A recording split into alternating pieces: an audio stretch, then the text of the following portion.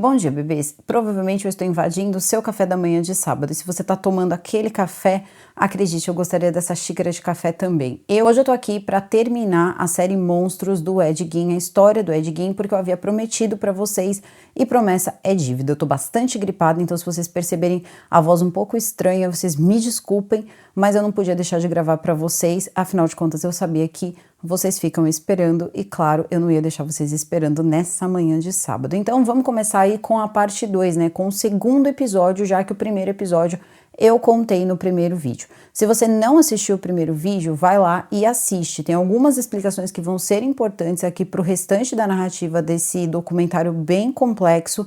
E aí depois vocês vão conseguir entender melhor. Então, se você ainda não assistiu, eu vou deixar o link aqui no comentário fixado, vocês assistam e depois venham para esse vídeo que eu vou tentar deixar o mais resumido possível e tentar fazer com que vocês não fiquem tão perdidos como a maior parte das pessoas aí acabaram ficando. Bom, se você não me conhece, eu sou a Joyce Rodrigues do canal Ler Até Amanhecer e uma vez por semana eu trago uma série aqui pro canal. Então, na segunda-feira é dia de True Crime, eu sempre trago um caso real, normalmente nacional e, se possível, aí um caso que esteja chamando atenção por algum motivo em específico. E na sexta-feira, normalmente, eu trago algum caso que seja assustador, histórico, que tem algum quê de mistério, ou até mesmo que seja uma história muito, mas muito interessante e também cultos e seitas. Isso normalmente fica na sexta-feira. Como o nosso vídeo de série precisou ser dividido em duas partes e eu prometi que o próximo vídeo seria do resumo, caso vocês quisessem, é por isso que eu tô aqui hoje para trazer isso para vocês, tá? Trazer esses 7 episódios que estão faltando e algumas explicações em relação a por que ficou tão confuso isso aí. Então eu vou episódio por episódio. Eu fiz algumas pequenas anotações muito pontuais de cada episódio, apenas para não esquecer mesmo, e eu gostaria muito que vocês prestassem atenção em duas pessoas aqui, que é a Mary Hogan, uma senhora, tá? Uma senhora alemã chamada Mary Hogan e também uma senhora chamada Bernice. Por quê? Na história real do Ed Gein, que eu já falei pra vocês que eu não vou ficar voltando pra lá e pra cá, porque essa é uma série ficcional, não tem pelo menos nem, sei lá, 10%, tá, da história real do Ed Gein aqui contada, e também o final, já aviso pra vocês, muita gente vai ficar bem aborrecida, mesmo que eu vi que muita gente chorou com o final, e acreditem, vocês não choraram com o Ed Gein verdadeiro, então é bom deixar isso aqui destacado, porque muita gente não conhece a história do Ed Gein, não conhecia, e aí uma série dessa coloca que vai contar a história do Ed Gein, muita gente pode acreditar que essa é a história do Ed Gein, e isso não é real, tá? Mesmo que tenha sido bastante fantasioso. Então, é isso. Fica aqui comigo, aproveita, deixa o like de vocês logo agora no começo do vídeo, que é muito importante. Verifica a tua inscrição, teu sininho de notificação e me segue. Você sabe onde? No @Joyce Rodrigues Oficial, que por lá sempre notifico vocês quando sai vídeo novo, sempre que vocês me marcam na postagem de vocês, eu tenho imenso prazer em repostar, e sempre que sai aí um evento de um novo membro da família, eu também posto por lá, e também provavelmente vai sair vlog essa semana, então é bom me seguir por lá, que assim vocês não perdem nada. Agora eu vou chamar a vinheta e a gente já começa. Então, Penny e Jack, vinheta.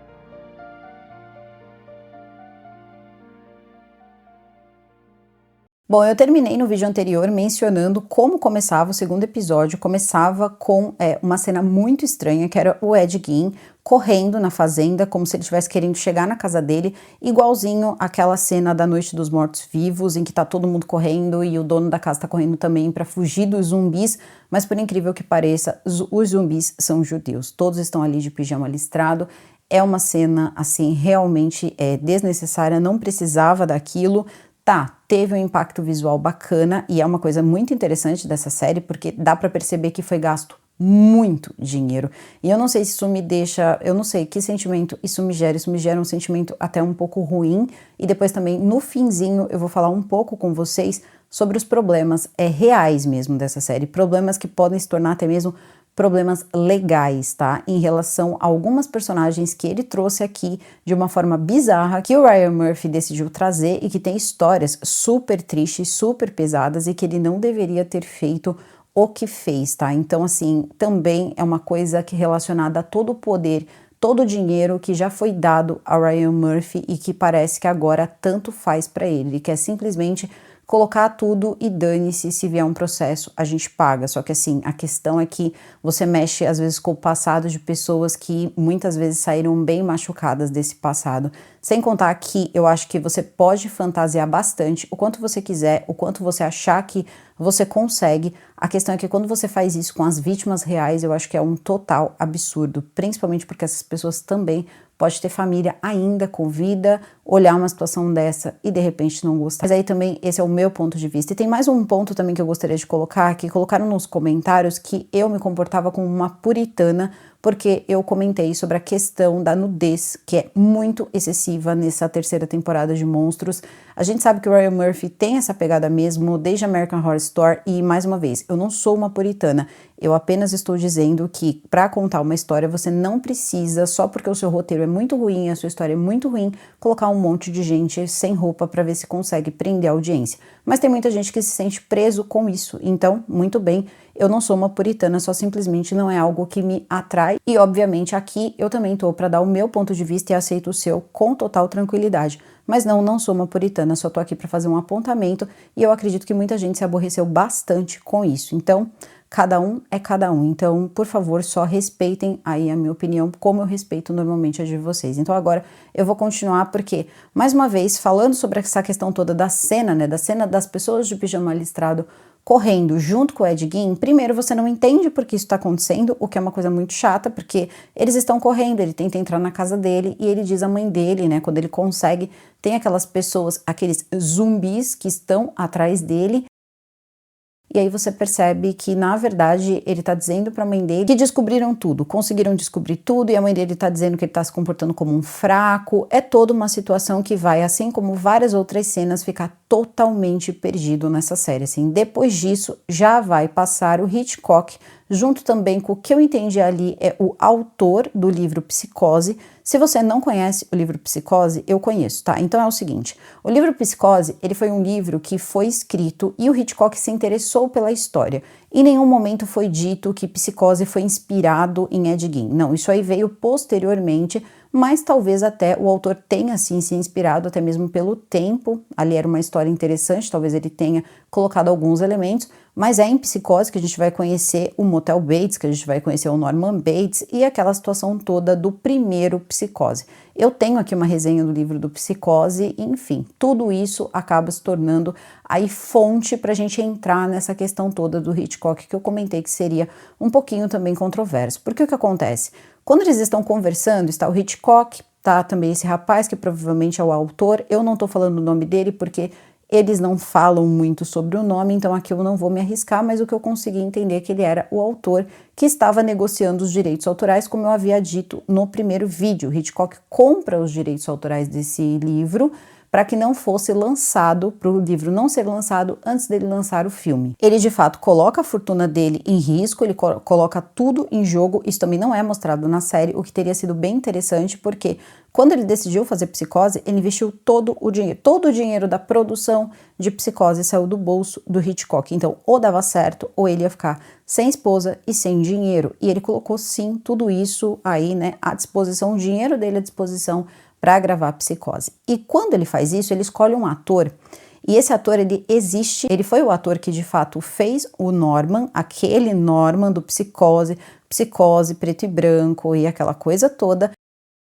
Eu vou deixar o nome desse ator aqui, mas esse ator depois ele se torna um diretor, enfim, parece que essa família trabalha até hoje, é uma família de diretores de cinema, e ele vai passar por uma situação de verdade que é muito triste. É quando eu digo para vocês que as coisas, elas podem passar um pouco do limite.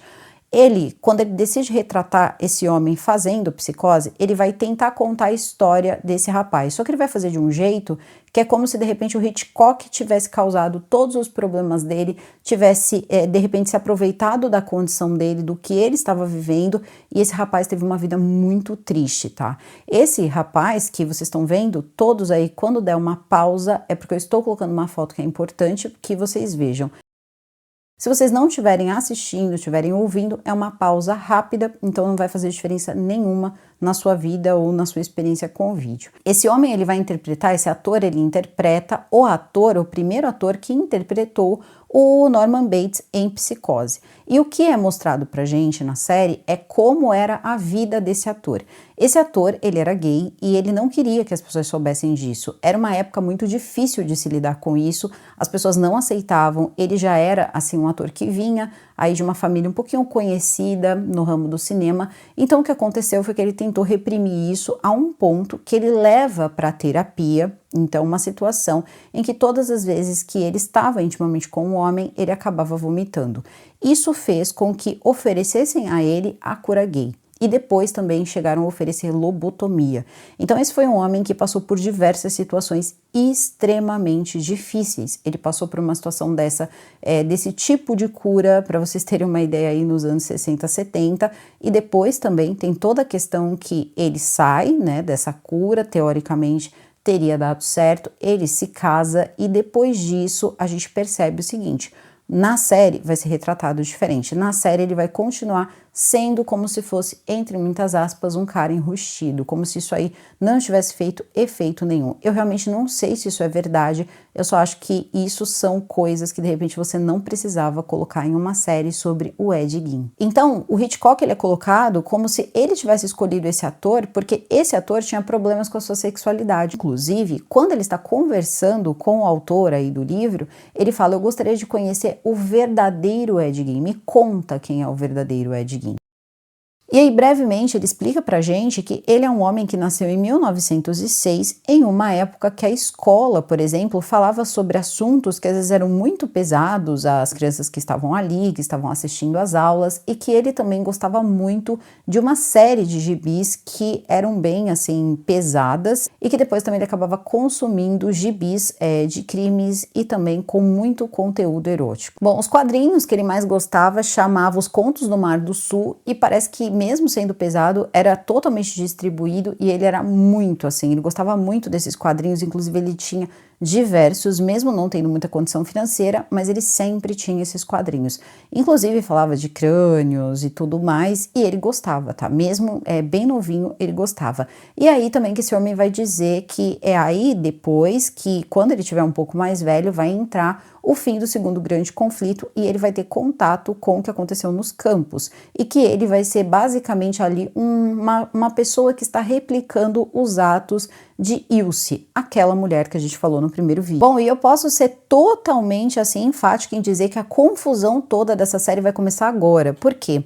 A Ilse Koch, ela vai passar por um julgamento, tá? Então depois que passar todo o segundo grande conflito, ela vai ser reconhecida por uma das pessoas dos campos e ela vai ser presa. E tem fotos da Ilse Koch realmente com peças que eram feitas de pele. Então esse homem, ele comenta o seguinte, ele diz que por consumir muito esses gibis da Ilse, ele acabou replicando as coisas que ele via. Então ele era uma pessoa que se impressionava e para curar, vamos colocar essa forma de se impressionar, tirar isso da mente, ao invés de internalizar, ele replicava e assim ele acabava se dissociando. Então é isso que ele explica, né? Tudo isso aí ele explica para o Hitchcock e fala também da questão das vulvas, que ele tinha mais de 8 ou 9 vulvas preservadas na casa dele e que ele tinha problemas, mais uma vez, com sua sexualidade, problemas sérios com sua sexualidade. Só que essa conversa, ela acontece muito anterior a ele escolher quem é o ator que vai fazer o Norman Bates, né? Que a gente sabe que tá lá no filme Psicose.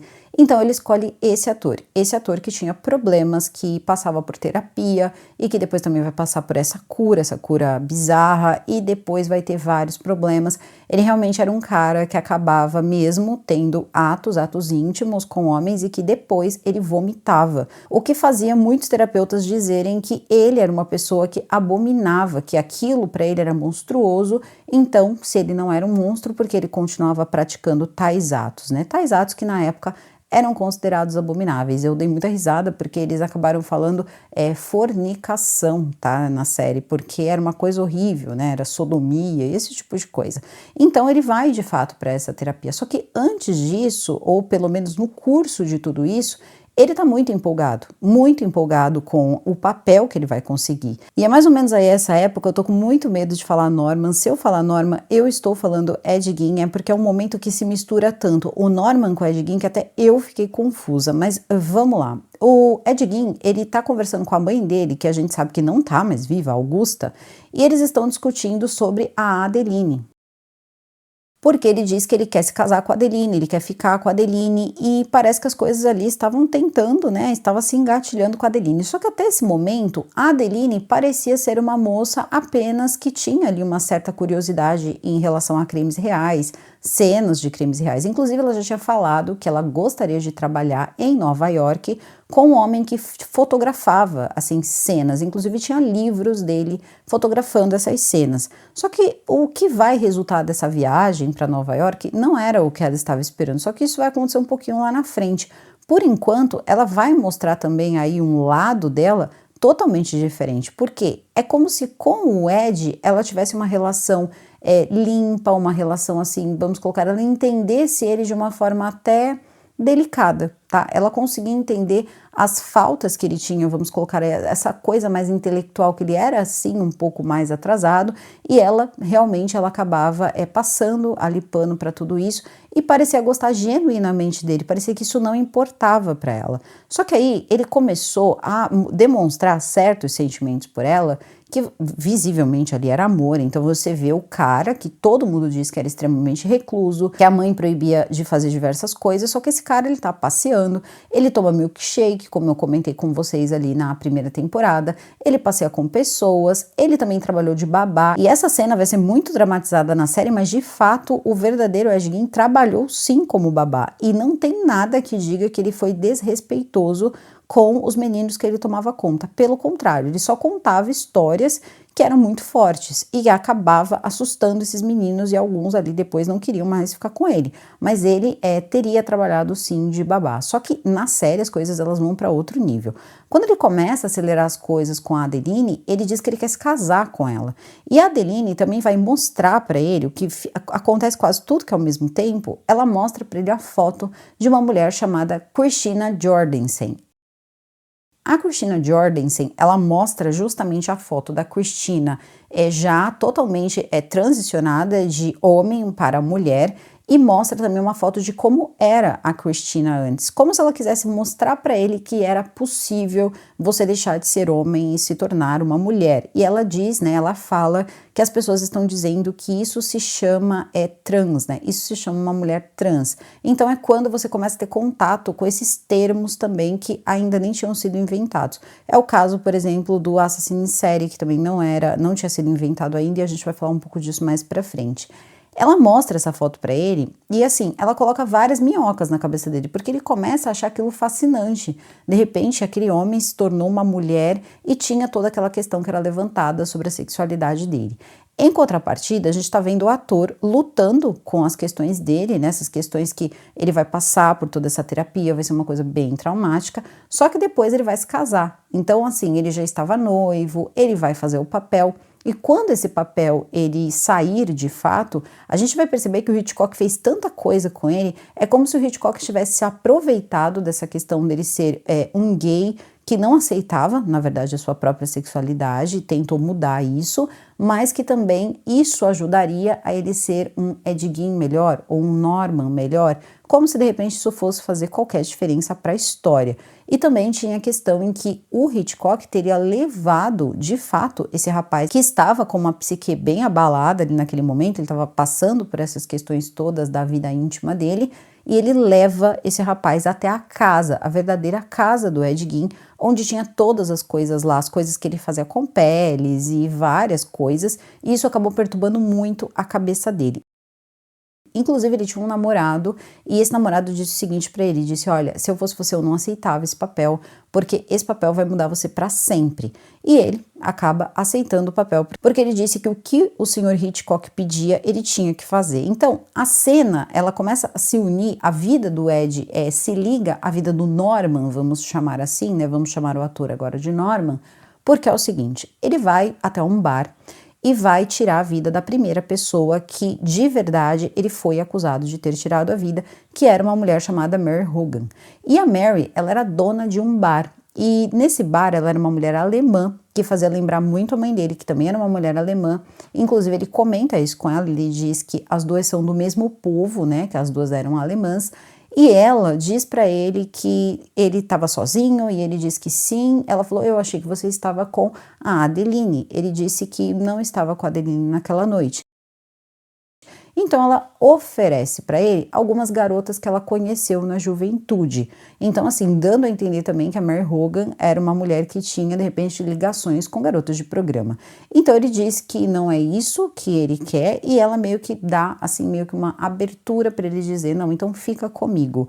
E foi uma cena assim super estranha, porque mais uma vez essa mulher, ela foi uma vítima real, né, do Ed Gein. Então, quando ela diz isso, ele diz que primeiro ele começa a dar umas cantadas nela e a forma que ele faz isso é muito esquisita, porque ele diz que ela lembra muito a mãe dele, aí depois ele tenta consertar isso dizendo que não queria ofendê-la.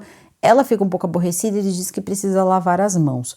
Quando ele volta, ele tá irritado com ela, porque ela assim meio que deu um fora nele, só que ela era uma senhora, ele estava armado, porque ele disse que ele ia para a temporada de caça a esquilo, enfim, era caça a algum bicho ali, que ninguém acabava convidando ele, então ele estava ali só fazendo um H mesmo, e ele tinha dito à mãe, que a mãe estava irritada, que ele estava namorando com a Jezebel, com a Pandora, que era a Adeline, e ele disse que ele ia beber. Então ele acabou então nesse bar, né, no bar dessa mulher, da Mary.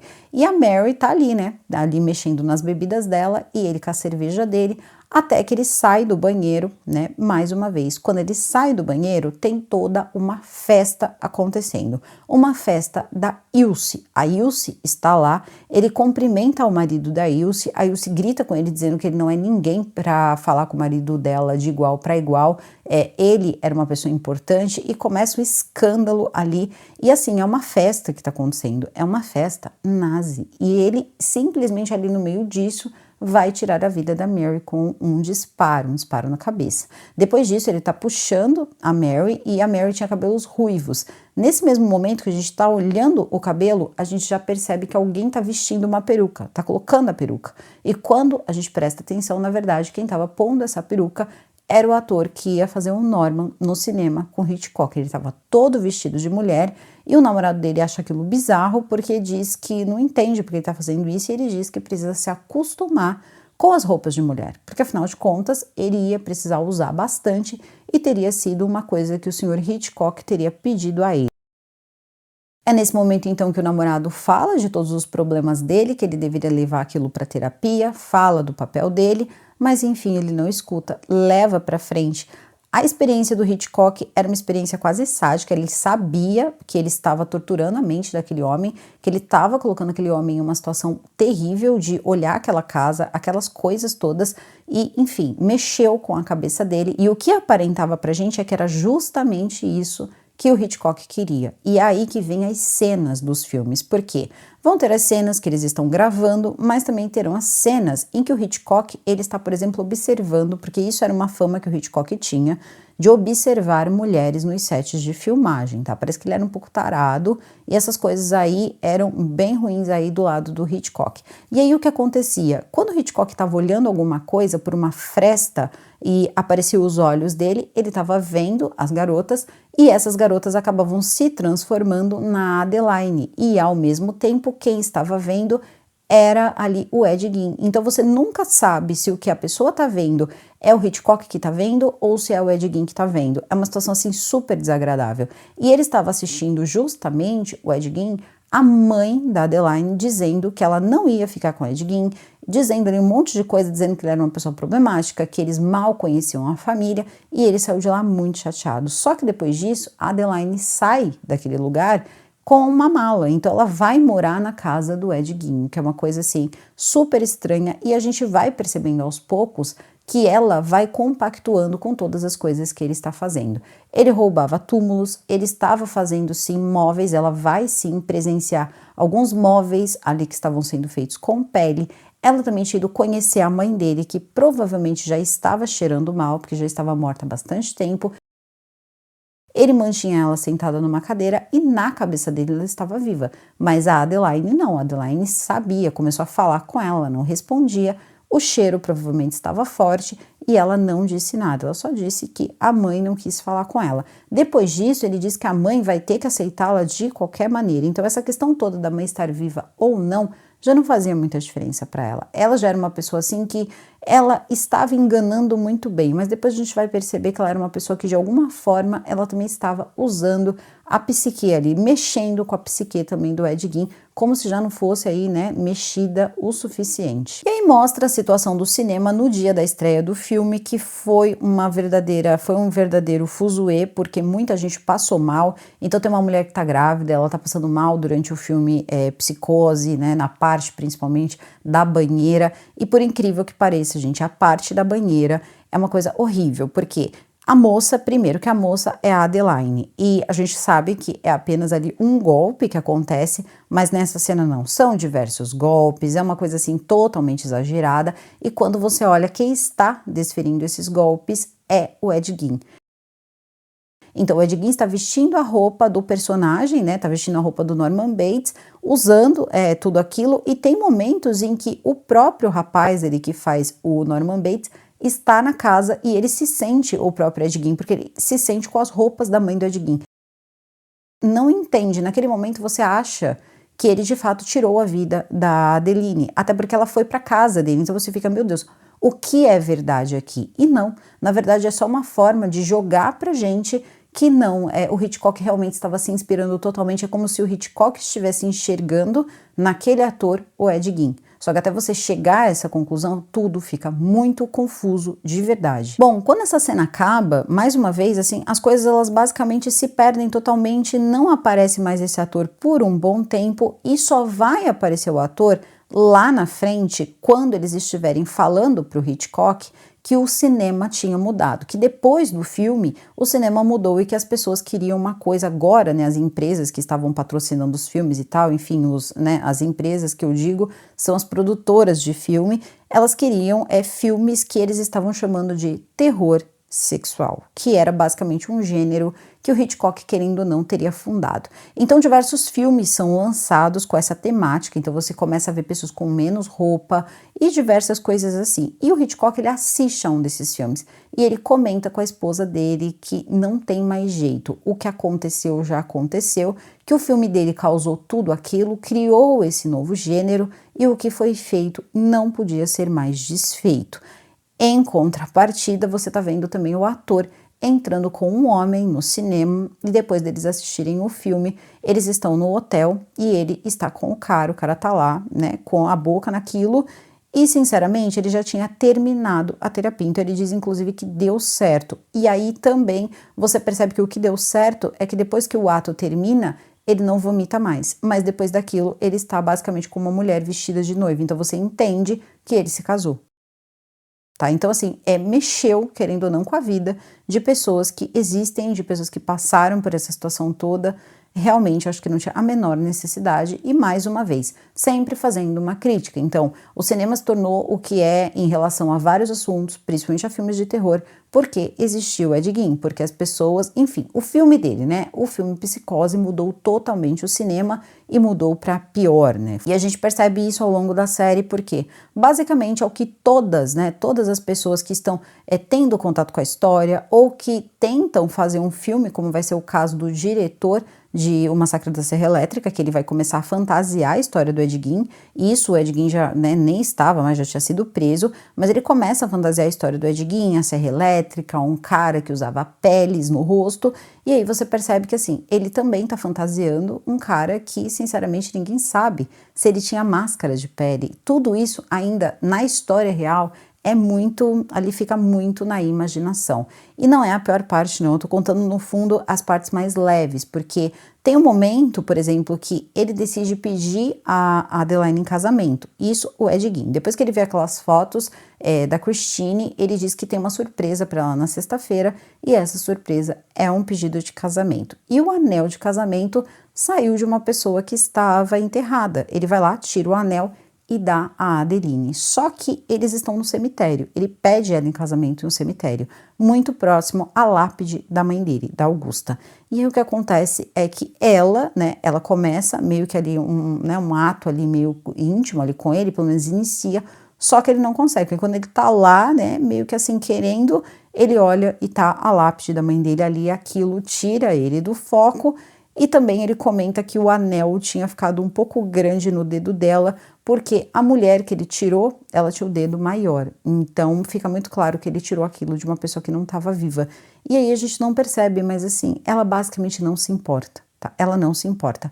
No fundo, essa Adeline ela vai ser talvez até um pouco mais complicada ali, mais doente do que ele, porque ela vai continuar solta e a gente não sabe tudo que a Adeline poderia fazer, porque a Adeline é uma personagem que ela está em todos os momentos, basicamente, da vida do Ed, mas ela não tem a vida dela explorada profundamente o suficiente para dizer que ela também é uma certa protagonista nessa história. Então ela só fica ali no fundo roubando tempo de tela. E aí depois disso as coisas elas vão fluindo para outro lado, que é basicamente a descoberta, por exemplo, que a Mary não está mais viva. Então as pessoas chegam na casa do Ed porque alguém teria visto uma picape muito parecida com a dele, então a polícia chega até lá. Ele disse que não tinha nada a ver com isso e que a mãe dele poderia confirmar que ele estava com ela, mas ele estava muito triste, inclusive os policiais dizem isso, que sabiam que ele iria ficar triste, porque a Mary era uma grande amiga dele, aquela Mary que ele fez tudo que fez.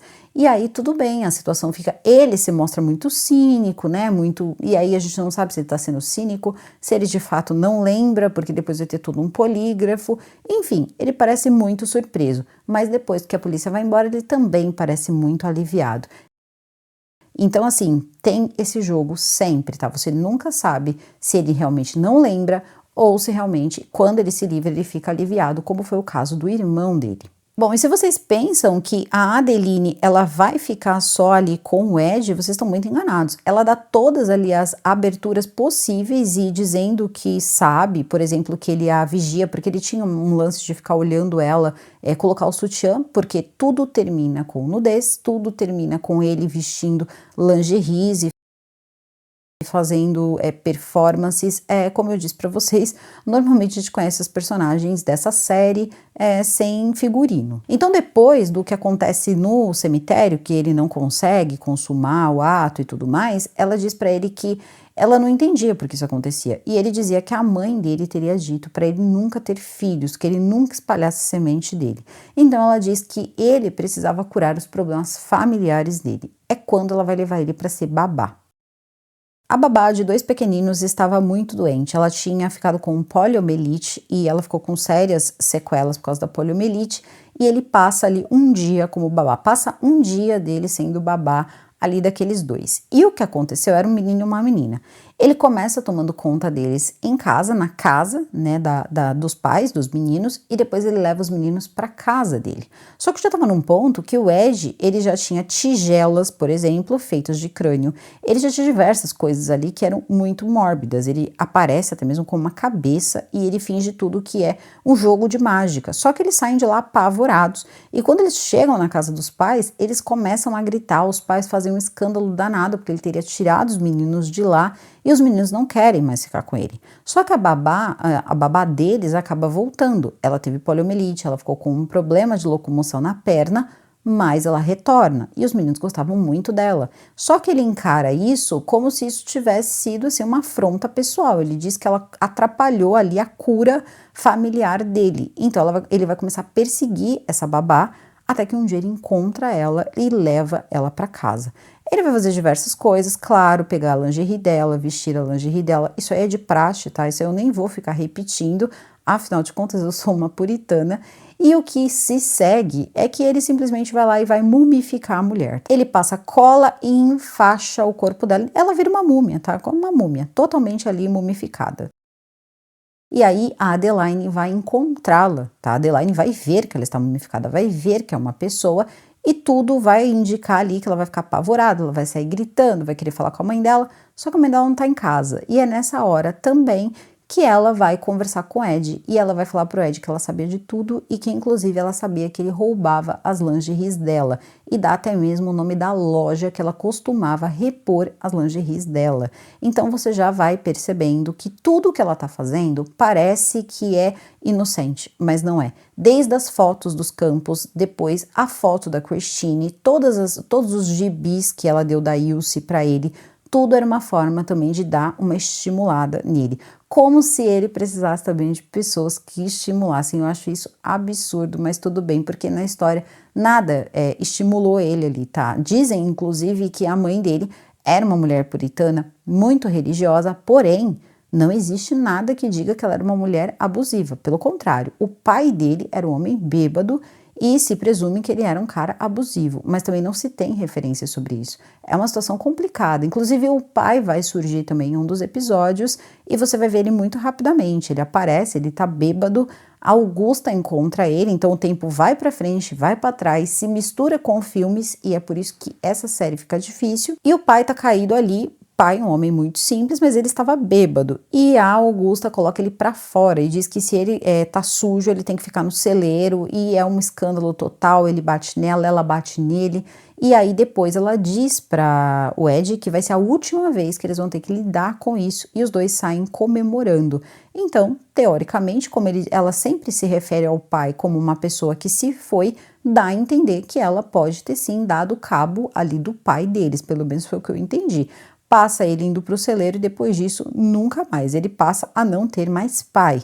Daí para frente a gente sabe que toda a vida dele se resumiu ali à fazenda e uma cidade com menos de 800 habitantes, então é uma cidade super pequena que é Plainfield. É depois que ele volta do cemitério então, ele tá numa situação em que ele tá de carro, ele volta para casa, então ele acha ali que ele tem um relacionamento firme com essa moça, com a Adeline, só que a Adeline ela tinha um cara que ela também saía, o Harry, mais precisamente que ela transava, que era o Harry, porque ela não dava esperança nenhuma para ele, chamava ele de caipira. Você via assim uma pessoa totalmente diferente do que ela se mostrava pro Ed. Ela era uma pessoa totalmente diferente. Ela era uma pessoa fria, uma pessoa que dizia que ela era muito melhor do que todas as outras pessoas. Ela tinha uma inteligência superior, ela era uma mulher superior e que ela ia para Nova York. Só que ela esqueceu de contar isso pro Ed. Então, no momento em que ela precisa, na verdade, de dinheiro, a mãe diz para ela que não pode dar dinheiro a ela e ela ofende muito a mãe dela, porque a mãe dela quer que ela se case, que ela tenha uma vida normal, uma vida que as mulheres, na verdade, normal para as mulheres daquela sociedade. E ela diz que ela não quer isso para a vida dela e que ela não quer e a mãe insiste, ela diz, mas então deu certo para você? Porque pelo que eu entendi ali, ela não tinha pai ou o pai dela era morto, alguma coisa assim. Ela disse, olha, você não tem ideia do que foi criar você, do que foi ter que te alimentar, e tem uma hora que ela para, assim, ela perde a paciência, ela diz que diversas vezes ela pensou em se jogar da escada para que ela não nascesse. Então, assim, as coisas ficaram sérias, ela disse, se você quer dinheiro, você vai à tarde na casa da senhora fulana lá, que vai dar um curso de como se cuidar de uma casa, porque você vai aprender a cuidar de uma casa e de um marido. Ela então vai, tá, nesse lugar e ela causa uma tremenda confusão, porque ela é uma pessoa que trata as outras mal e ela vai dizer na cara da mulher, enquanto a mulher tá fazendo uma vela, e a vela, por incrível que pareça, ela tinha o formato de um pênis e ela diz que ela quer de tamanho de 30 centímetros, que ela quer que seja muito mais grosso e as coisas elas sempre pendem para esse lado. Até que eles percebem que ela tá, enfim, pregando uma peça e ela diz o seguinte para essa senhora, você não devia ficar tão ofendida, afinal de contas todo mundo sabe o que o seu filho faz, que o seu filho estupra mulheres. E parece que isso tinha acabado de estourar na cidade, então parece que a mulher ficou muito nervosa, ela passa mal e ela vem a óbito. Inclusive antes, tá, dela ir a óbito, ela disse que ela ainda ia dançar no funeral da mulher. E de fato, depois a mulher está como no caixão, gente, e ela tá no funeral. Todos estão de preto, a Adeline está de vermelho, tirando sarro dela que tá morta, né, da mulher que morreu ali. E de fato, né, ela acabou dando risada no funeral da mulher. O que se segue depois disso é bem pior. Por quê? A gente vou passar rapidamente, mesmo que talvez não seja a ordem, tá, correta, porque não vai fazer diferença nenhuma quando, de fato, uma parte não se liga à outra nunca. Aliás, não se liga nem mesmo em um único episódio.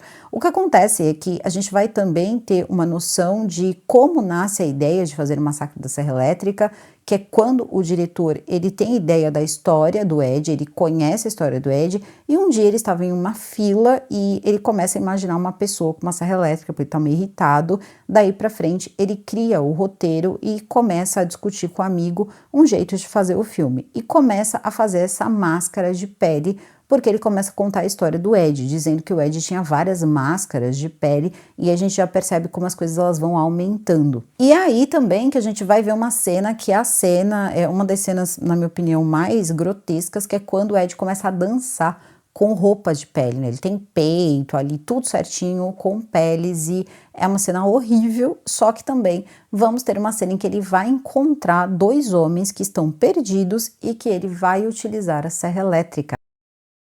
E em diversos momentos, quando a gente está vendo cenas, né, do Massacre da Serra Elétrica ou gravações, aquele rosto, o rosto do ator, que ele está colocando de fato uma máscara nesse homem, uma máscara que imita a pele, a gente encontra também essa variação. Uma hora é o cara, uma hora é o próprio Ed na história dele. Então, tudo se misturando novamente, né? Misturando a vida do Ed com os personagens que supostamente foram inspirados no Ed Gein.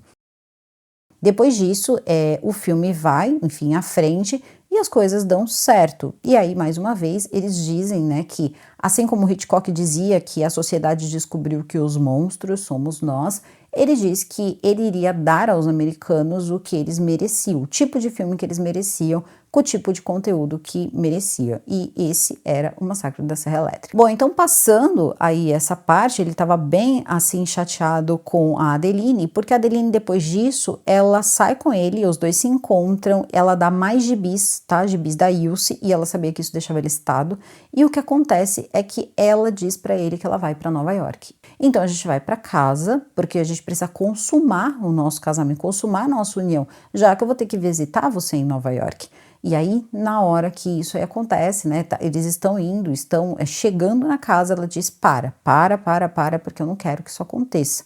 E aí ela tem uma ideia, ela decide dar a ele uma mulher que não reclamaria. Eles vão até o cemitério e desenterram aquela senhora que estava ensinando ela a cuidar de uma casa. E diz que com ela ele pode fazer tudo o que ele sentir vontade, porque ela não vai reclamar.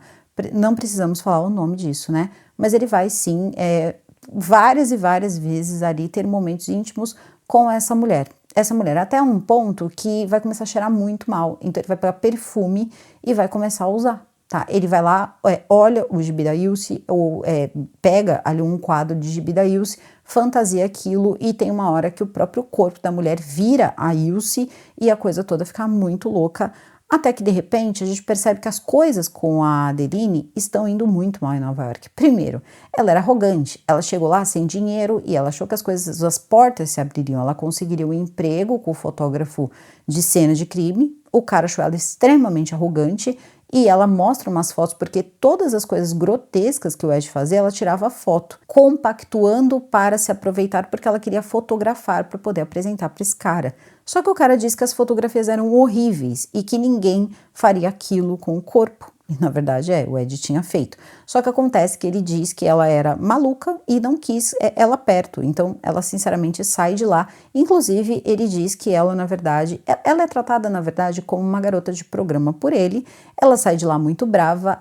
O quarto que ela aluga lá não tinha nem aquecimento porque ela não podia pagar. É nessa hora que ela quer o dinheiro dela de volta para poder voltar para casa. Só que a mulher não quer devolver a dona lá do lugar. Ela dá uma surra com o sapato na dona do lugar e toma o dinheiro dela, tá? Então ela vai embora, uma coisa assim bizarra, ela bate muito na mulher e depois pega um táxi e acaba de novo, né, na cidadezinha de Wisconsin. Quando chega lá, ela vai procurar o Ed. Afinal de contas, deu tudo errado, então ela procura o Ed. Só que o Ed já tinha passado ali horas, né, com a amiga que ele tirou do cemitério. E ela, o que acontece? Ela vai lá toda quentinha para ver se acontece alguma coisa. Ele coloca a mão, né, e diz o seguinte para ela, que não ia dar não porque ela era quente demais. Ele preferia um cadáver, né? E ela não, ela estava viva, então ela era muito quente, ele não gostou. Ela entrou em uma banheira de gelo para ficar gelada o suficiente para o Ed. Então é aí que vem também uma coisa que é um mito, né? Que o Ed tinha atos ali com pessoas que já não estavam vivas. Isso não é real, tá? Isso não é real, nem mesmo pode ser levantado. Isso é tudo mito que foram levantando em relação ao Ed. Significa que ele não é um monstro? Não, não significa, mas o que é? Então a gente percebe que no fundo todos os mitos que foram levantados sobre ele são colocados sim nessa série. E para mim o pior é o final. Tá, o pior é o final, porque depois disso, o que acontece é que eles estão observando uma mulher que está basicamente ali colocada como um animal que ele está trabalhando, como se ele estivesse trabalhando de fato em um açougue. E essa mulher é a mãe de um policial, inclusive um policial que várias vezes, no caso da Mary, em outros casos que iam surgindo, eles diziam assim: ah, não. O Ed não faria uma coisa dessa. O Ed é um cara legal, ele ajuda todo mundo. Aquilo ali não faz mal para uma mosca. Só que acontece o seguinte: ele vai aparecer nessa coisa toda que ele estava brigado lá com a menina, nesse vai e vem. Ele vai até a loja de ferragens da Bernice. E a Bernice, ela também é uma vítima real. E olha só que absurdo. Bernice, ela tinha essa loja, ela não era amiga do Ed, era uma conhecida. E o que aconteceu foi que quando ele chega lá, parece que os dois são muito amigos. Ele está dizendo que ele quer caçar e nessa questão toda de caçar, ela vai dando em cima dele. Gente, eles vão montar uma cena, na verdade, nessa série, que os dois estão tendo um caso amoroso. Eles acabam na cama e a Bernice permite que ele coloque as roupas íntimas dela para que os dois consigam ir até o fim com aquele ato. Então é assim, é uma coisa que você tá falando de uma pessoa que foi a vítima, tá? A vítima desse cara. Então tudo bem, a mulher, ela não tá mais aqui, a gente entende, faz bastante tempo, mas será que não tem parentes assistindo isso? Isso me preocupou demais, sabe? Eu fiquei assim, imaginando, eu nem sei o que eu faria, assim, se fosse o meu caso, sinceramente. E são cenas explícitas da coisa toda acontecendo, dele tendo ato ali com essa atriz, né? Uma atriz que é mais velha, e esse não é o problema. O problema é ele, de repente, estar lá com a lingerie dela, como se ela tivesse, sabe, compactuado com tudo isso. Ele nunca teve um caso de verdade com a Bernice, então é difícil, sabe? É difícil você engolir certas coisas. E depois, ele vai até a loja de ferragens, mas ele tá bravo e a Bernice tá achando que os dois vão ter um relacionamento. E aí ele acaba também tirando a vida dela, só que leva ela para casa e coloca ela naquela posição que ela parecia um animal ali, que ele tinha utilizado, enfim, para serrar, tirou partes ali dela, e ela era a mãe de um oficial, ela era a mãe de um policial. Quando os policiais chegam até a loja de ferragens, o filho dela percebe que tem coisas faltando, tem marcas ali, marcas de sangue, então ele percebe que aconteceu alguma coisa com a mãe dele, ele só não sabe o que. Então começa-se a perguntar, começa-se a saber, então ele encontra um presente que ela teria feito pro Ed, que no fundo era a lingerie dela, tá? Que ela tinha colocado numa caixa de presentes, era perto de ação de graças, e estava escrito Ed, tá? Então ele se tocou que o Ed esteve por lá. E ele vai até a casa do Ed. Só que quando eles chegam lá, o policial e o xerife, eles entram na casa do Ed e eles encontram todas aquelas coisas. E é legal essa cena porque quando o Ed tá fazendo tudo isso, você percebe que o lugar é sujo, só que a luz ela é muito baixa, é tudo muito escuro. Então você não entende muito a sujeira que tá ali, você até escuta uma mosca, umas coisas assim, mas você não imagina como o lugar era caoticamente imundo. Então tinha de tudo ali, sem contar, né, corpos, pedaços, tinha coisa sendo frito ali, coração em óleo quente, então assim, muita coisa. Foi quando eles se perguntaram também se ele não ingeria, e ele disse que não, mas tinha diversas coisas, crânio, tinha muita coisa mesmo, e aí eles não encontram a Bernice. É nesse momento então que o filho dela, ele lembra do celeiro, e ele corre até o celeiro. Ele vai ver aquela cena da mãe dele, já praticamente ali, né, estado de putrefação, olha gente, totalmente assim como um animal, estava sem cabeça, mas ele vai saber que é a mãe dele. Quando ele sair, né, e for aquela situação toda, o Ed vai estar chegando, e no momento que o Ed chega, ele pula em cima do Ed, dá uma surra no Ed, é quando o Ed vai ser preso, e aí toda a cidade vai saber os horrores que estavam acontecendo naquela casa, quantas pessoas estavam lá, e o Ed é colocado em um polígrafo, tá? Porque o Ed nega tudo. O Ed diz que aquilo foi montado, que aquilo ali não aconteceu, que ele não tinha feito absolutamente nada. E ele diz que se não tinha aquela maquininha que sabe se as pessoas estão dizendo a verdade. Então eles colocam ele num polígrafo e, por incrível que pareça, deu assim, ó, totalmente favorável a ele, como se ele não estivesse mentindo. Então a gente entende que ele acreditava que ele não tinha feito mal a ninguém. Como eu disse para vocês, houve sim momentos em que a gente percebia que ele estava dissimulando uma situação, mas fato é que o polígrafo deu tudo ali, ó, certinho, ele estava dizendo a verdade. Depois disso, já passa o policial totalmente assim, diferente, meio, né, surtado com tudo que ele viu, e ele disse que ele ia vender tudo, a fazenda, ele ia vender tudo que era do Ed, porque ele queria uma indenização. E o Ed já tinha sido decidido que o Ed era tão doente que ele ia para um hospital psiquiátrico e não ia ser julgado. Então é nesse momento que eles decidem fazer o leilão da fazenda. Bom, no leilão da fazenda, primeiro que o coisa não achou uma boa ideia, ali o xerife não achou uma boa ideia, eram coisas horríveis ali para leiloar, tinha as coisas de pele, tinha de tudo ali. Começa até um pequeno incêndio, mas eles conseguem salvar algumas coisas. Enquanto isso, o Ed está vivendo uma vida maravilhosa no tratamento dele. Então seria o quê? Um manicômio, né? Ele estava em um manicômio vivendo uma vida que a gente sabe que não existe em um manicômio. Inclusive, ele estava agradecendo a Deus a comida quente, a roupa limpa, o teto e todas as amizades que ele tinha ali. Ele estava vivendo uma vida maravilhosa. Acontece que ele não aceitava que ele era uma pessoa doente. Então, o que aconteceu foi que quando todos esses itens foram vendidos, porque aí se venderam ali muitos itens, mesmo que teve ali um pequeno incêndio, o que aconteceu foi que ele recebeu $300. Com esses $300, ele pediu para uma enfermeira, amiga dele, comprar 3 rádios. E esses rádios, ele fez o seguinte, ele ficou com um rádio e ele mandou para a Ilse, porque a Ilse Cook, ela ficou presa, acho que até os anos 1980, 1990, depois eu tenho que conferir direitinho, mas depois ela acabou tirando a própria vida na cela mesmo. E ele manda um rádio para a Ilse, porque ele quer falar com a Ilse. E aí ele começa a conversar com a Ilse e diz como a Ilse o inspirou. Ele fala que a Ilse foi inspiração para ele e tal, e ela diz que ele está deixando as pessoas acreditarem que ela é um monstro e que ele também é um monstro e que na verdade eles não são monstros. É aí que vai começar a apelação de você não é um monstro, você só é uma pessoa muito doente, tá? Muito doente, a ponto de criar cenas que no final, se você não tiver ali muito, enfim, muito apegado ali na história, você chora, tá? Você chora. Esse Ed Gein aí que criaram, né, que o Ryan Murphy criou, é um cara que te faz chorar no final, com direito a céu na varanda e tudo mais. Então, o que aconteceu foi que ele conversou com ela explicou toda a situação, ela disse que ela não tinha feito nenhuma daquelas peças e que tudo aquilo tinha sido inventado e que eles adoravam pintar as pessoas como monstros e que depois que faziam isso, não tinha como desfazer. Ela estava cumprindo pena, porque de fato ela foi esposa de um oficial, né, um oficial da SS, e aí ela está lá e alguém ali, depois que ela tem essa conversa e, enfim, ela diz que ela não era um monstro, um homem vai olhar para ela, um homem que era um policial judeu, diz o seguinte para ela, que o golem, ele protege, o golem, ele é como se fosse um ser ali, posso dizer aí que é como se fosse um mito, né, um mito judeu, onde um monstro é um monstro de barro, mas se você colocar alguns comandos ali bem cabalísticos, tem uma coisa um pouco mística nessa questão do golem, é uma história bem interessante, ele passa a te defender, como se ele defendesse você até o fim. Então esse homem disse para ela que esse golem viria para buscar ela.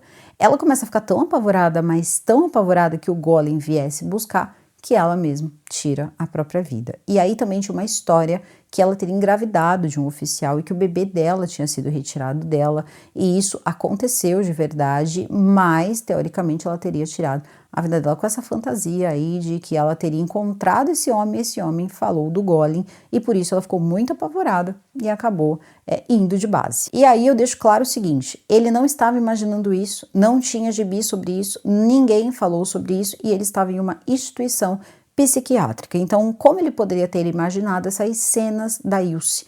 Porque o que dava a entender é que tudo o que passava sobre os outros, sobre a Ilse, essa coisa toda, era da imaginação dele. Só que ele não podia estar imaginando isso, porque ele não fazia a menor ideia que isso estava acontecendo. Então, na verdade, não. Na verdade, eles quiseram contar uma história. São, né, são as subtramas que existem, só que então você precisa estabelecer se é uma subtrama, se aquilo está vindo da cabeça do homem, o que é. É como, por exemplo, o caso da Adeline, que eu não sei porque as pessoas ficaram se perguntando se ela era ou não uma pessoa viva ou se era fruto da imaginação dele. E fica muito claro que sim, ela existe, ela não é fruto da imaginação dele. Isso ficou claro para mim como o dia. Eu não entendi qual foi ali o momento em que as pessoas acharam que ela era fruto da imaginação dele.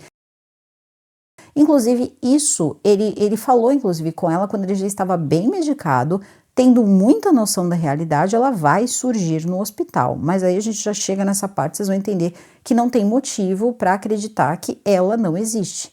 Sinceramente, eu não consegui entender essa parte. Inclusive, o que é também muito engraçado é que eles colocam, porque Como eu disse no primeiro episódio, ele teve uma noiva, então essa seria a noiva dele. Essa Adeline, ela realmente aí existiu e depois ela disse que fantasiou tudo. Só que nós também vemos a vida da Adeline em Nova York e não tinha como ele saber dessa vida em Nova York, então não tem porquê a gente ficar sabendo disso se no fundo era fruto da imaginação dele. É quando a gente já começa a perceber que ela existe sim nessa trama, como por exemplo os policiais, como aconteceu com a Mary, como tinha também a Bernice. Então a Bernice, ela teve esse caso com ele, foi fruto da imaginação dele? Não, porque tinha um jantar preparado, um presente para ele, um lanche preparado, vinho, presente para ele. E aquilo ali aconteceu antes dele tirar a vida dela, ela estava esperando ele para um encontro, então se ela estava esperando para o encontro, estava tudo ali certinho, ela estava com a lingerie para dar de presente para ele, aquela noite aconteceu, não foi fruto da imaginação dele. Então, se usar isso como, não, foi uma licença poética, isso aqui foi uma coisa que saiu da cabeça do personagem, não saiu, aquilo ali teria acontecido mesmo. E eu acho que essa é uma linha bem frágil que deveria ser respeitada e infelizmente foi uma das que não foi, tá? Uma das linhas que não foram respeitadas. Então, na instituição ele conversa com a Ilse e depois ele vai ligar para Christine, tá? Para Christine, a mulher trans. E quando ele começa a conversar com ela, ele conversa porque ele tinha dúvidas se ele era ou não um homem que de repente queria, né, que no fundo era uma mulher no corpo de um homem, que ele seria então homem trans, ele tinha muita dúvida sobre isso. Então ele liga para ela, ele fez a mesma coisa, enviou um rádio para ela, o rádio que ele tinha pedido para comprar, ela recebeu o rádio e lá ele começou a conversar com ela enquanto ela estava no hotel. Ele foi colocando todas as coisas para ela, como ele se sentia com as mulheres, as coisas que ele fez, que ele teria colocado até mesmo um órgão, né, feminino ali para ver como era, várias coisas, tá? Ele conta tudo para ela e diz que ele tinha essa dúvida, se ele não era como ela. E ela diz o seguinte, que não, porque ele admite para ela tudo que ele fez no cemitério, várias coisas, e ela diz que não. Que na verdade, muitas pessoas colocam pessoas como ela, pessoas trans, como pessoas que são violentas, quando na verdade elas sempre são as vítimas de pessoas como ele. E que na verdade ela acreditava muito, né, fortemente, o que é muito estranho a gente imaginar que ela tá falando tudo isso para ele. E aí vai mudando, a boca dela uma hora é a boca dela, uma hora é a boca do psiquiatra. Ele é genefílico, ele é um homem que quer ali ter mulheres, possuir de todas as formas possíveis. Se vocês quiserem pesquisar o termo genefílico, fiquem à vontade, que a coisa é abrangente e tem muitas palavras que eu não posso falar aqui, mas é como se fosse assim, é totalmente, ele teria sido extremamente exposto a situações eróticas e ele acabou transformando aquilo num problema quando a mãe dele começou a tentar barrar esses impulsos dele e depois as coisas todas saíram de controle. Então ela explica tudo isso para ele e acreditava também, ela diz para ele que acreditava que ele poderia se tratar. É aí que começa a história, que ele não era um monstro, ele só era uma pessoa que precisava de tratamento. Tudo bem, e aí ele começa então a contar isso para o psiquiatra, ele diz que ele ligou para a Ilse e que ele ligou para a Christine. Depois disso o médico diz, não, você não falou com elas, quem falou tudo isso para você fui eu, e eu falei isso para você há bastante tempo, eu venho falando isso para você, mas você não me escuta, inclusive os rádios que você está se referindo, você nunca recebeu, você só tem o seu rádio e você não tem acesso à energia elétrica, então não funciona, os outros 2 rádios estão guardados aqui, então não tinha como você falar com essas pessoas. É quando ele vai caindo na real que ele tinha o que o médico falou de esquizofrenia ou transtorno esquizoide. E ele fala com muita tranquilidade sobre todos esses temas, assim, muita tranquilidade mesmo, e a gente tem que pensar que assim, era 1900 e talvez 70 no máximo, e ele já estava ali todo, né, prontinho ali, o médico super, né, uma empatia assim no topo, e conversando com ele. Então depois disso ele parte então para o tratamento e começa a fazer tratamento e teoricamente a cabeça dele foi para o lugar, o médico explicou que aquelas coisas que ele ouvia, as vozes e tudo mais, era da doença dele, ele precisava de tratamento e que ele era uma boa pessoa, ele não tinha culpa de não ter tido tratamento, que ele não era um monstro, ele só era uma pessoa doente. Depois disso, ele sai, ele começa a fazer o tratamento dele e sai dessa, né, dessa loucura toda de pensar várias coisas, ele começa a se transformar numa pessoa extremamente equilibrada e as condições ali também começam a mudar um pouco, né? Começa a ficar tudo muito cheio, muita gente chegando e aí começam a aparecer os serial killers, que todos ali dá a entender que acabaram imitando ele de alguma forma. De gays a Dahmer. E é aí também que a gente vai entrar numa parte que é bizarra. Do nada, nós somos transportados para um episódio, basicamente, de Mindhunter.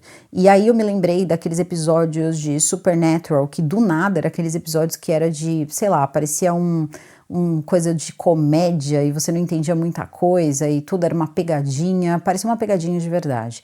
Eles estavam procurando um homem e aí também pegando a sua primeira vítima, tá? As suas duas primeiras vítimas, as duas mulheres. E isso também é complicado, são vítimas. Eu acho que isso podia ter sido, pelo menos isso podia ter sido preservado. E assim, com todos os detalhes, e até mesmo que ele teria usado seus corpos depois que elas já estavam sem vida, e tudo que ele teria feito, ele diz o que ele ia fazer com elas, está sendo ali dramatizado. Mesmo o tipo de cabelo, mesmo jeito, tudo. Vocês estão vendo a foto aí. Então, o que acontece é que eles começam a ficar extremamente preocupados com esse homem, as mulheres estão aparecendo sem vida, então eles procuram o Gacy para ver se o Gacy ajudava com essas questões todas. Só que quem procura são os agentes lá do Mindhunter, então é como se você estivesse num episódio de Mindhunter.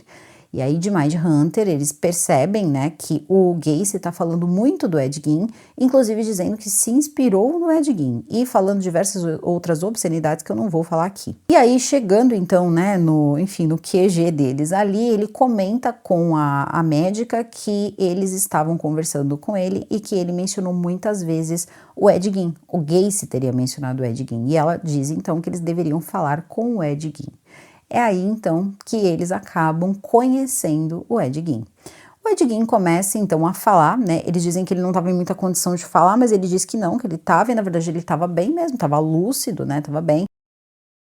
E ele tenta ajudar a prender o Ted Bundy. Na verdade, o Ted Bundy já estava ativo, o Ted Bundy já tinha feito as vítimas e eles precisavam encontrar o Ted Bundy. Ele diz o seguinte, que pelo que ele podia ver das fotos, ele provavelmente estava usando uma determinada serra. E ele dá lá o nome do tipo da serra e diz, é só vocês prestarem atenção. Quem comprar esse tipo de serra é o homem que está fazendo isso.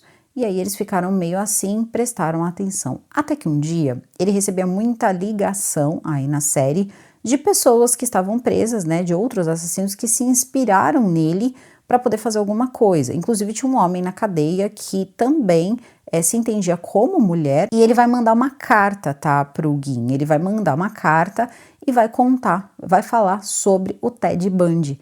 E vai falar que o Ted Bundy sabia, fala qual é o carro do Ted Bundy, fala que o Ted Bundy sabia fazer ligação direta, fala de diversas coisas e ele vai entregar essa carta para os agentes. E é assim que eles vão prender o Ted Bundy. E ele vai dizer que foi um amigo que acabou mandando essa carta para ele e que depois disso o Ted Bundy acabou preso e poucas pessoas acreditaram que ele ajudou a prender o Ted Bundy. E, gente, isso não, assim, de fato, isso não aconteceu, tá? E aí o que acontece também é que a gente consegue perceber também alguns momentos que eu acabei não citando, que teve essa mistura de personagens também quando se tratava do Buffalo Bill, do Silêncio dos Inocentes, mas foi uma parcela bem menor do que foi, por exemplo, do Massacre da Serra Elétrica, ou foi, por exemplo, o que aconteceu ali no Norman Bates, então já não foi tão extenso, tão longo como foi essa parte aí dos outros filmes. Bom, com isso conquistado, ele se sentiu assim bem, porque o que a gente tem a impressão, né, na verdade o que a série passa pra gente é que ele, no fundo, ele é o quê? Ele é o pai de todos os monstros, né, porque todos eles se inspiraram nele, né. A gente vê o Gacy dizendo que se inspirou nele, vimos também o Ted Bundy dizendo que se inspirou nele, vários ali se inspiraram nele, aí você fica pensando, tá, então ele é o pai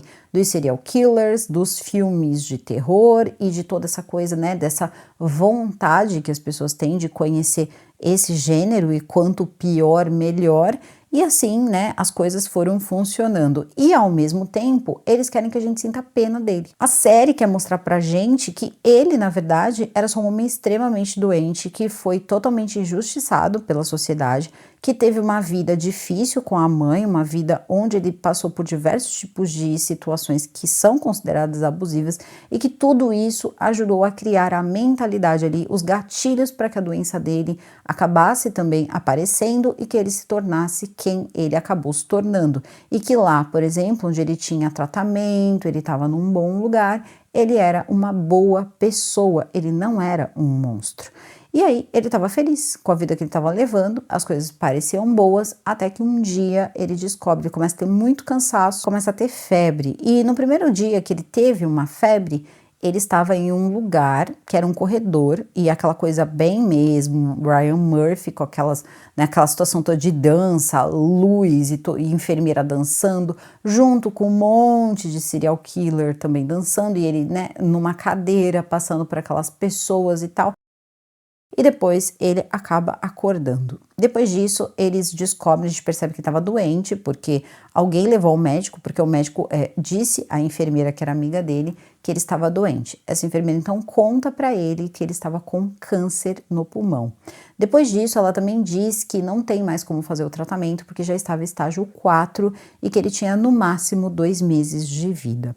Bom, daí pra frente a gente já tá vendo o ator, né? O ator tá totalmente envelhecido, ele já tá com 70 anos de idade, que é a idade que ele vem a óbito, e o que acontece é que ele vai receber uma visita da Adeline, e é por isso que eu disse pra vocês que sim, a Adeline existiu, porque ele estava totalmente controlado, ele não imaginava mais nada, e esse contexto um pouco fantasioso que ele teve com os serial killers foi um contexto de sonho e não de delírio. Ele conseguiu ajudar com o Ted Bundy, aprendeu o Ted Bundy, porque ele pegou a carta e ele soube o que fazer com aquela carta. E ele estava feliz porque é como se fosse assim, eu consegui fazer o bem. Ele queria que as pessoas soubessem que ele também tinha conseguido fazer o bem. E tudo bem, então assim, eu acho que aí você pegar uma pessoa que descobriu que ele estava doente, que ele estava com câncer, ela vai visitar ele. E ela também está envelhecendo. Eles tentaram envelhecer ela ali, na verdade ficou bem ruim, tá? Porque ela só parece a Adeline de óculos, né? Vocês estão vendo a foto aí. E ela diz a ele que também descobriu que estava doente, que ela era doente. Então ela vai dizer para ele que ela tinha momentos de mania, que ela tinha momentos, pelo que eu entendi, ela tinha algum transtorno sério, não sei que tipo de transtorno, mas ela dizia que ela sentiu uma euforia muito grande e que depois ela sentiu uma depressão que podia durar por anos, o que eu achei bastante, anos, né? Bastante coisa. E que ela também, né, lutava aí com esse problema, só que ela chegou para falar com ele, meio que assim, com uma lista de pessoas que ela queria tirar a vida. E aí ele disse que ele não imaginava ela fazendo isso. Eles acabam se despedindo e ele confessa para ela que ela foi o grande amor da vida dele. Então, depois disso, as pessoas começam a ir às lágrimas, né, no episódio. Ele vai então para o quarto e dali ele dorme de novo, ele cai naquele lugar onde tem toda aquela gente, aqueles serial killers, aquela galera toda. Só que no topo de uma escada, quem está esperando por ele é a Augusta, a mãe dele. Meus amigos, agora nós vamos ver a versão do céu de Ed Gein. Ele sai então desse lugar e vai para um lugar de total paz e Augusta tá super bonita, assim, arrumada, de branco e diz para ele que tinha muito orgulho dele, muito orgulho porque ela viu todos os filmes, todas as coisas que saíram sobre ele e que ele deu relevância ao sobrenome Gein. Então ela estava orgulhosa dele.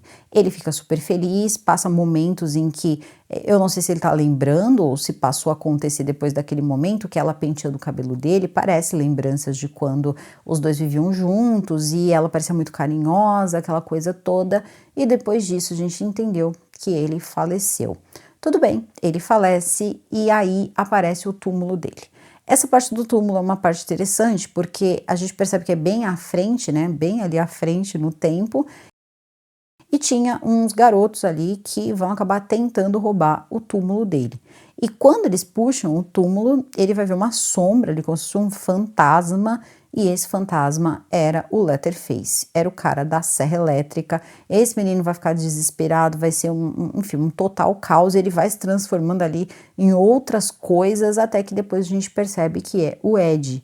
E aí tem uma cena assim, a cena que fecha isso tudo, ela é muito bizarra, essa parte aí que roubam o túmulo dele, porque ele tá lá, depois ele é o Ed e ele pega aquela serra e ele sai dançando, assim, no meio do lugar, e aí você já vê um plano de cena meio que de cima, uma coisa meio aérea, ele dançando, ele rodando.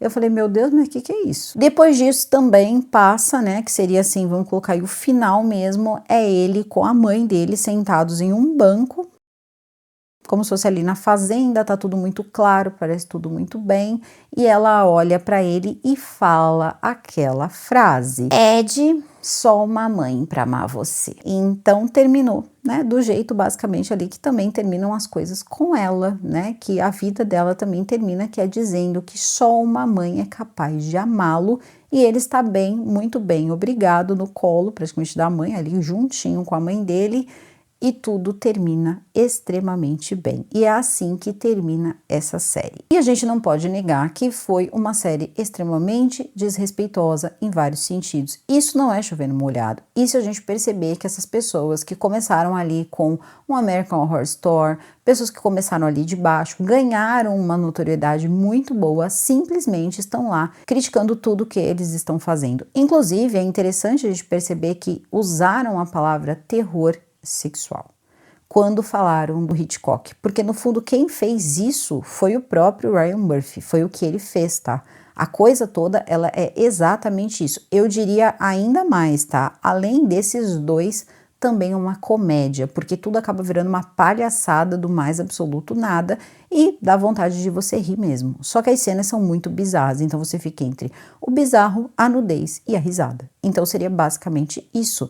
E mexendo com histórias de pessoas, de cineastas mais antigos, de pessoas que passaram por situações muito tristes e você, é como se fosse assim, o cara foi lá, ele fez tratamento, mas ele continuou tendo a vida que ele queria ter, ele só tinha uma vida dupla. Então assim, até onde isso pode ir? Será que era necessário tudo isso para contar a vida do Ed Gein? Será que era necessário desrespeitar as vítimas do Ted Bundy? Era necessário desrespeitar as vítimas do próprio Ed Gein?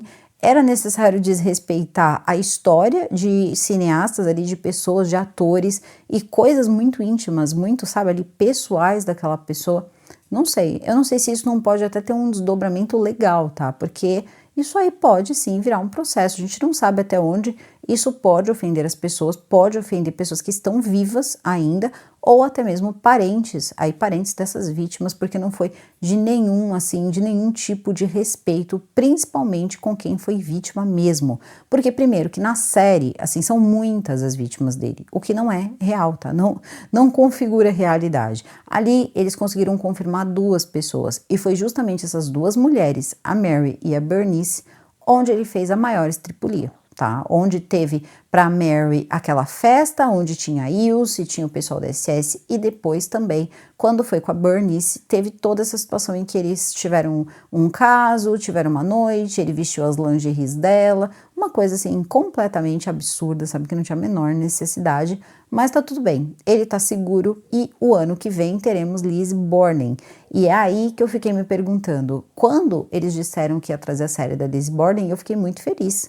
Fiquei muito feliz, falei, caramba, uma série bacana, distanciamento histórico legal, né, já faz muito tempo, só que aí eu conheço muito bem a história da Lizzie Borden e eu sei que tem uma história que ela poderia, que foi jogado à época, que ela poderia ter tido um romance com uma das funcionárias da casa, então provavelmente isso vai ser extremamente explorado e também que de repente o pai dela poderia ter tocado inapropriadamente na Lizzie, só que depois isso também se confirma mentira, tá? Durante aí o decorrer do processo e tudo mais. A Lizzie, ela até poderia mesmo ter um caso com essa moça, porque depois a Lizzie, ela tinha caso com várias pessoas, mas a questão é a seguinte, eles vão explorar isso da pior forma possível, o que é muito triste. Se ele continuar assim, né, nesse nível de coisa aí, eu não sei até quando vai dar para assistir, porque esse último eu tenho que dizer para vocês assim que tinha horas assim que revirava o estômago, aquele grotesco, ficou tudo demais,